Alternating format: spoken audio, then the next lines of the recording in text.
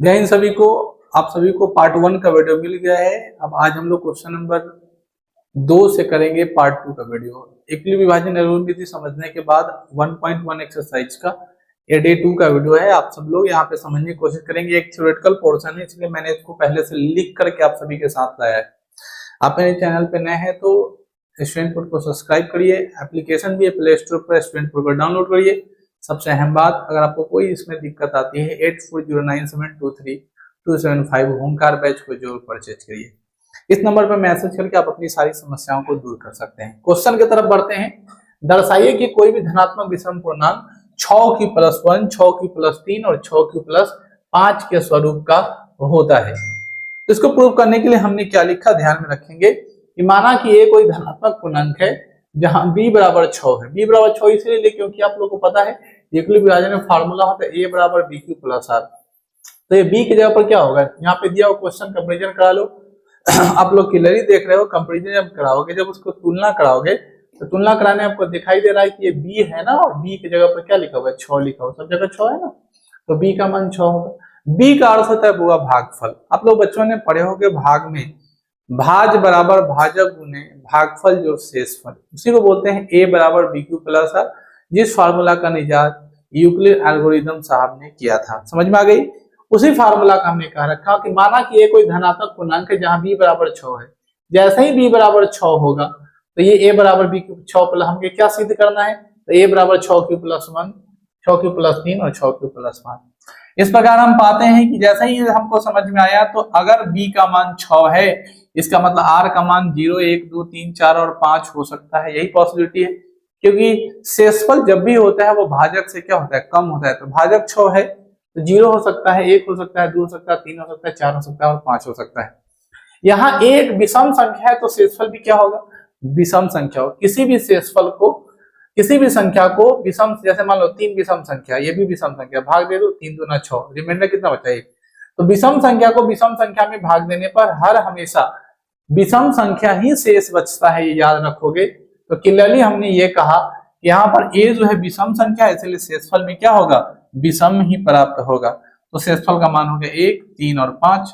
जैसे ही r का मान 1 3 5 चल गया, फार्मूला बैठा दी, a बराबर bq प्लस r, b का मान 6 था और r का मान 1 ले लिए, 2 ले 3 ले लिए और 5 ले लिए। तो आप कह सकते हैं कि विषम धनात्मक पूर्णांक का रूप इस प्रकार होता है।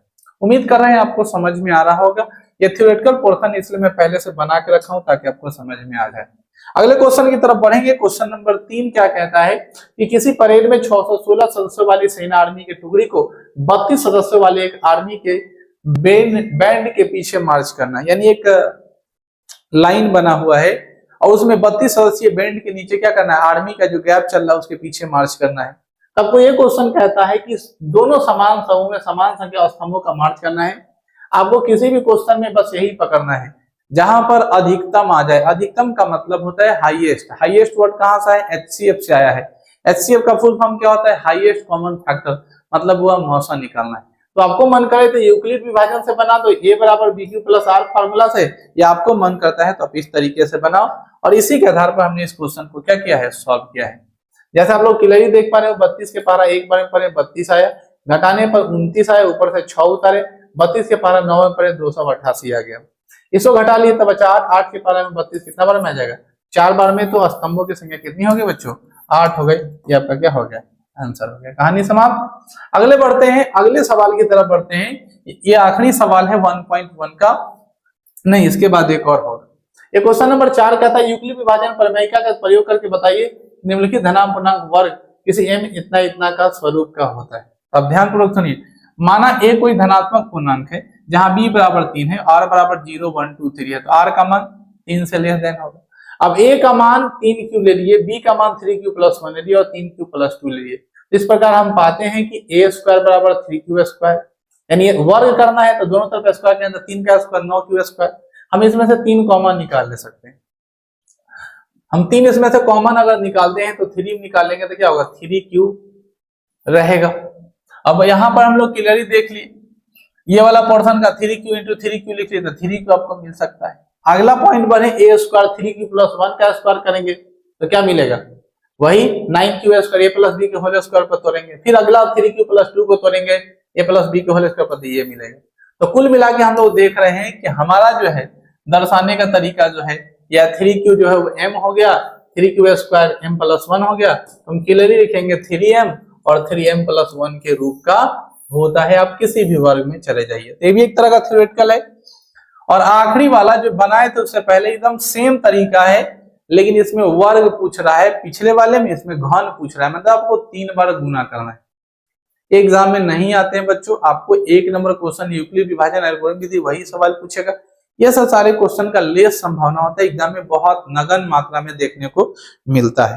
यहाँ पे क्या लिखा है, यूक्लिड विभाजन प्रमेय का प्रयोग करके दर्शाइए कि धनात्मक पूर्णांक का घन इस रूप का होता है। तो मान लीजिए ये कोई धनात्मक पूर्णांक है, यूक्लिड विभाजन विधि से अगर हम लोग चेक करते हैं तो फार्मूला होता है a बराबर bq प्लस, और जहां 0 से बड़ा और छोटा रखें तो b का मान कितना रखें, 9 रखें। b का मान जैसा ही 9 रखे तो a बराबर 9q हुआ, aq हो गया 9q, यानी इतना का स्क्वायर। इसको हम लोग क्या मान लिए, m मान लिए, 9m लिखिए। जहां r का मान 1 हो तो a बराबर 9q प्लस 1 है, तो aq बराबर 9q प्लस 3, ऐसा कुछ हम लोग लिखे। 9m प्लस 1 m का मान, ऐसा कुछ हम लोग लिख दिया, ठीक है। अब r का वैल्यू इतना ले लिए, a बराबर 9q प्लस 2, इसको भी a प्लस b के होल के ऊपर तोड़ दिए, और तोड़ने के बाद हमें ये लिखा। इस सारे पोर्शन को हम लोगों ने m मान लिया, जो कि आप लोग क्लियरली दिखाई दे रहा है, तो इसको हम लोग मान लिया 9m प्लस 2। इसी बात को हम लोग लिख दिए। अतः किसी भी धनात्मक पूर्णांक का घन जो होता है वह 9m प्लस 1, 9m प्लस 8 के स्वरूप का होता है। तो उम्मीद कर रहे हैं आपको समझ में आ गया होगा।